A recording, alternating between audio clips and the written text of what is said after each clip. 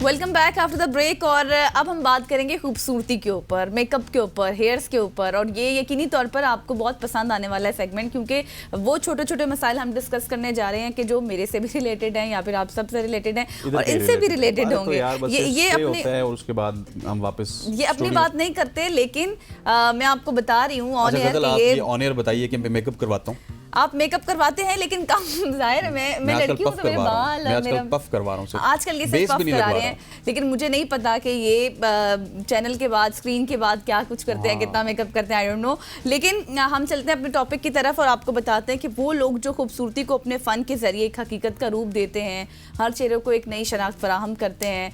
मैं बात कर रही हूँ मेकअप आर्टिस्ट की, जो सिर्फ चेहरे पर रंग नहीं बिखेरते, या फिर हमेशा हम ये सुनते हैं कि यार इतना पेंट कर दिया मेरे मुंह के ऊपर, मुझे क्या से क्या बना दिया। सिर्फ ये बात नहीं होती, हर औरत को अपने अंदर की खूबसूरती का एहसास दिलाते हैं मेकअप आर्टिस्ट। और गर्मियों में मेकअप का इस्तेमाल का तरीका क्या होना चाहिए, सर्दियों में किस तरह का मेकअप होना चाहिए, फिर आजकल जो हेयर ट्रीटमेंट्स आ रहे हैं, आप लोग कैरेटिन कराते हैं, परमानेंट आप हेयर स्ट्रेट कराते हैं, या फिर आपको शौक होता है कि जिनके स्ट्रेट हैं वो कर्ल किस तरह से करा सकते हैं। इतने महंगे महंगे ट्रीटमेंट होते हैं, इनका आसान क्या तरीका है, ये तमाम तर सवाल है जो हम डिस्कस करने जा रहे हैं। बिल्कुल ऐसी है।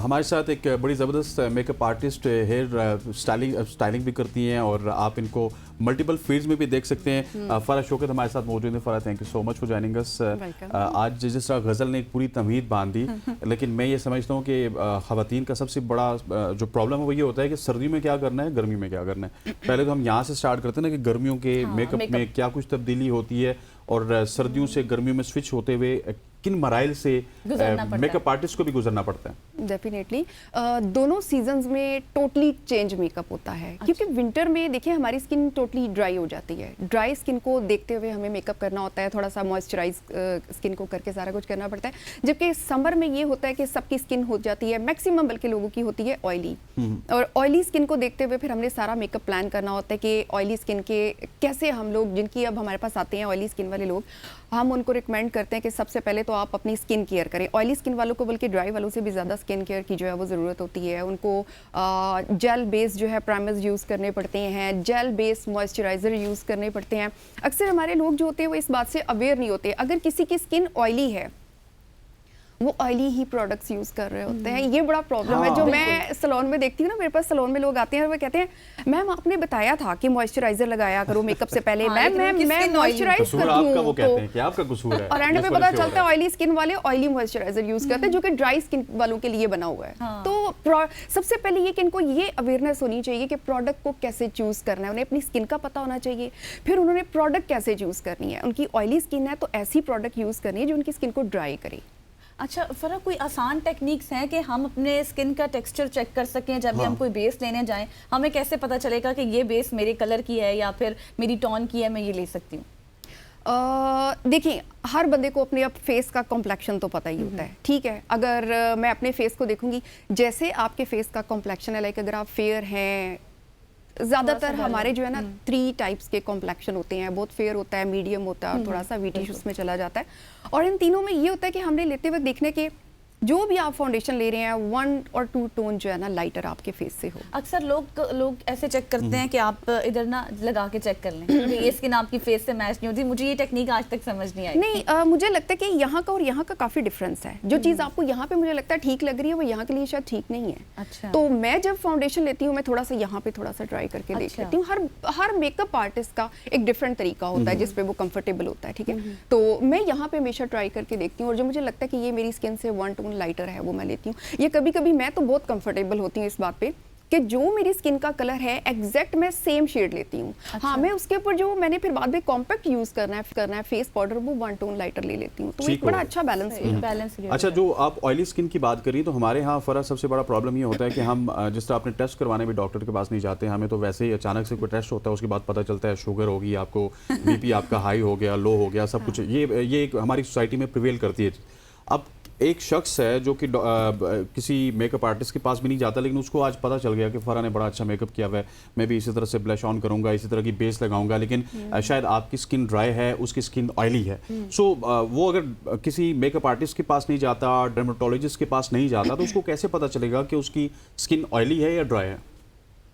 देखिए ऑयली स्किन वालों को तो खैर बड़ा क्लियर जो है वो पता चल जाता है Oil कि सामने आ जाएगा। ऑयल आ जाता है बहुत फेस ज़्यादा, पे हाँ। ऑयली, ये खास तौर पे ये वाला ये आपका area, हम रात को जब Especially सुबह नाक के सो ऊपर ना? के उठते हैं सुबह बिल्कुल सो ऐसे। के उठते हैं तो माशाल्लाह जो ग्लो यहाँ पे होता है वो बता रहा होता है कि ये Sometimes ऑयली वो ग्लो भी अच्छा लग रहा होता है कि आपका- ग्लो बहुत आपका अच्छा होता है glow? हाँ, You have मेरी oily skin- skin? हाँ, yes, I चमक रही I don't होती है, चमक रही होती है। ये वाला हमारा फोरहेड, ये नोज वाला, ये टी जोन जो हमारा पूरा एरिया ना, एक तो ये चमक रहा होता हाँ, है। हाँ। दूसरा जो ऑयली स्किन वाले होते हैं जब भी वो मेकअप करते हैं ऑब्वियसली उनके मेकअप जो है वो स्टे ही नहीं करता, मेकअप बहुत जल्दी उनका खराब हो जाता है ऑयली स्किन होने की वजह से, Exactly. और अगर वो ठीक प्रोडक्ट्स यूज नहीं करते हैं तो ये है एक अच्छा तरीका। थोड़ा सा आगे बढ़ते हैं। फरा, मुझे ये बताएं कि हाउ डू यू स्टे, किस तरह से आप लोग स्टे करते हैं जो लेटेस्ट ट्रेंड्स आते हैं ना मेकअप के, लाइनर के अलग स्टाइल्स आ जाते हैं या फिर ब्लश लाइट होता है, कभी आईज मेकअप डार्क होता है, तो जब आपके पास क्लाइंट्स आते हैं तो उनको सेटिस्फाई करते हैं, क्योंकि आई थिंक सो ये बहुत चीज़ मुश्किल है क्लाइंट को सेटिस्फाई करना, क्योंकि वो चाहता है जो नया ट्रेंड हो हम उसको लेकर चलें, लेकिन एक मेकअप आर्टिस्ट कहता है कि नहीं अगर आप इस पर स्टे करेंगे तो ये ज़्यादा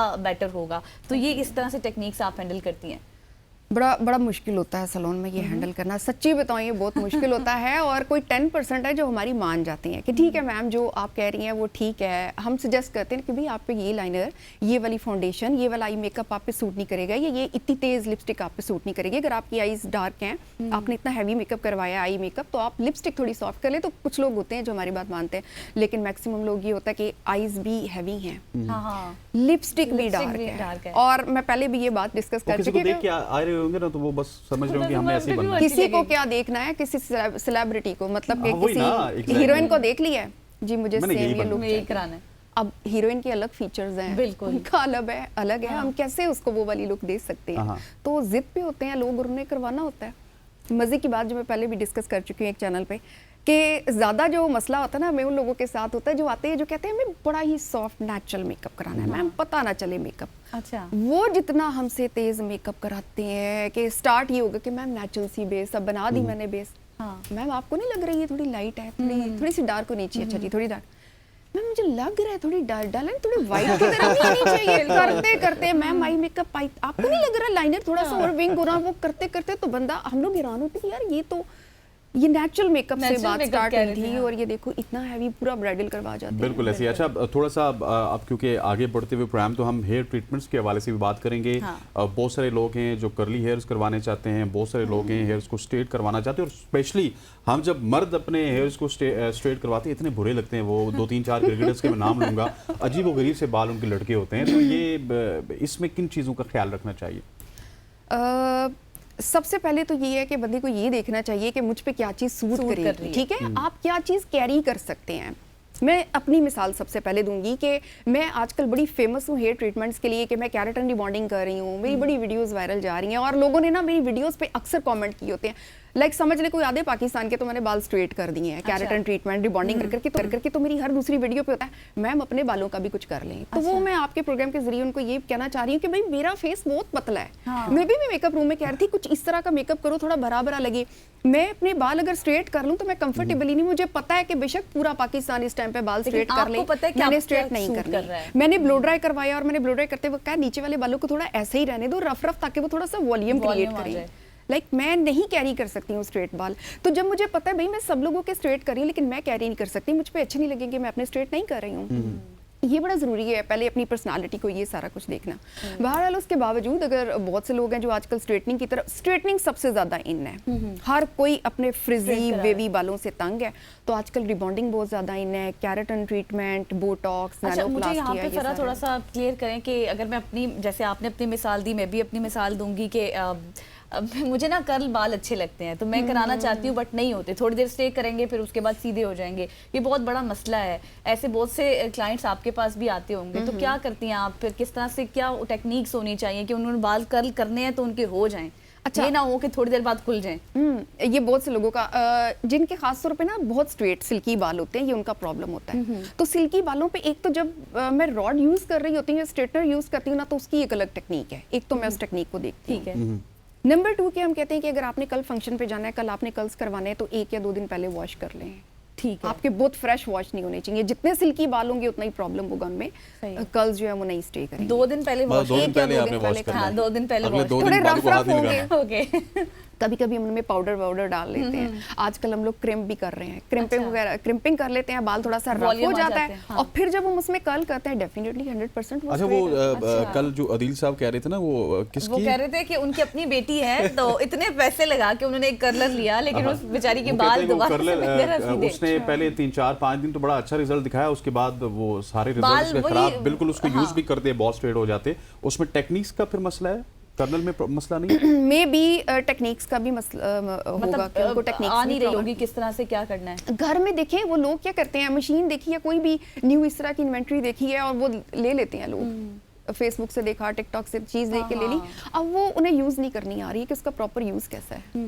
लोग घर में स्ट्रेटनर से कर्ल्स करते हैं, बाल चला देते हैं। हाँ, और समटाइम्स जो चुटिया बना के रात को मतलब आप सो गए और सुबह उठे तो आपके कर्ल होते हैं, वो भी एक अच्छा सा होता है। वो मैंने बड़ा अच्छा sometimes आपने लोग तजुर्बात ये- बता रही है ये। नहीं वो वाकई वो बड़ा अच्छा होता है। वो हमारे पास लोग आते हैं कि अच्छा। जी हमने आपसे स्टाइलिंग नहीं करवानी है, हमने रात को चुटिया कर ली थी, वो खोल के तो बड़े मजे मजे की हाँ, उनके एक वेव्स आई होते हैं और बस वो मेकअप कराते हैं। बड़ी क्योंकि मुझे अच्छी तो अपने look आ बालों रही का हाल होती है। यही नजर आता है, मैं तो कर्ल करती हूँ, करवाती भी हूँ, तो वो थोड़ी देर के बाद बिल्कुल ऐसे सीधे हो जाते हैं, तो फिर मुझे इसीलिए इसी तरह जाना पड़ता है। चलिए ये कि नेक्स्ट टाइम आप थोड़ा सा इनको क्रिम्प करके करवाइएगा कर्ल्स। और मर्दों का भी कर्ल हो सकता है वैसे, मेरे बाल कर्ल हो सकते हैं? आजकल ना मर्द सबसे ज्यादा शौकीन है, जिस तरह पहले आप नहीं, स्ट्रेटनिंग इतने की बात छोटे से कर बाल भी कर्ल हो नहीं जाएंगे। हो तो जाएंगे लेकिन नहीं अच्छे लगेंगे, बिल्कुल नहीं अच्छे लगेंगे। मैं तो आजकल तो खैर कर्ल्स इन ही नहीं है, कर्ल्स बिल्कुल नहीं चल रहे, स्ट्रेटनिंग चल रही है। क्योंकि स्ट्रेटनिंग से ना एक बड़ा खास तौर पे जो लोग मोटे होते हैं, हेल्दी होते हैं, वो उनके ऊपर स्ट्रेटनिंग बड़ी अच्छी लगती है, एक स्लिम सी स्मार्ट सी उनकी लुक आ जाती है। सही। तो अभी हम हेयर्स की बात करें, कोई ऐसा अपना आप चैलेंजिंग या फिर मेमोरेबल अपना इवेंट इवेंट कह रही हूँ, कोई एक्सपीरियंस शेयर करेंगी क्लाइंट्स के साथ जो आपको बहुत तंग किया हो? क्योंकि गजल रोज तंग करती है, इस वजह से पूछ रही है मेकअप आर्टिस्ट को। अच्छा किस हवाले से, लाइक हमारे पास यही जब आते हैं आपके पास केराटिन, मतलब रोज की मैं आपको हाँ, मैं मैं आप- आपको मैं आपको मजे की रूटीन बात बता देता बताती हूँ हूँ। रोज की, कि रोज जब ये बैठती हैं तो अच्छा आज ये मेरा ये बना दो, अच्छा छोड़ दो, ये तो बुरा लग रहा है ना, Simple, यहाँ से हल्के नहीं, सारा यहाँ से makeup नहीं, कर ये लिया, इधर से पसंद कर लो, नहीं आया, इधर से दोबारा कर लो, से इधर से करो। कर लो, आधा घंटा इसके बालों पे लग जाता है। तो इस तरह का कोई क्लाइंट आया हो आपके पास?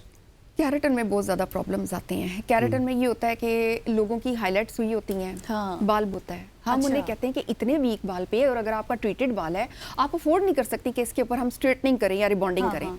नहीं जी करें। मेरी मेरी फ्रेंड ने तो कराई है, मेरी जेठानी ने कराई है, मेरी देवरानी ने कराई है। अच्छा। अब इस जिद में वो अपने बाल बर्बाद करने पे बैठ जाते हैं।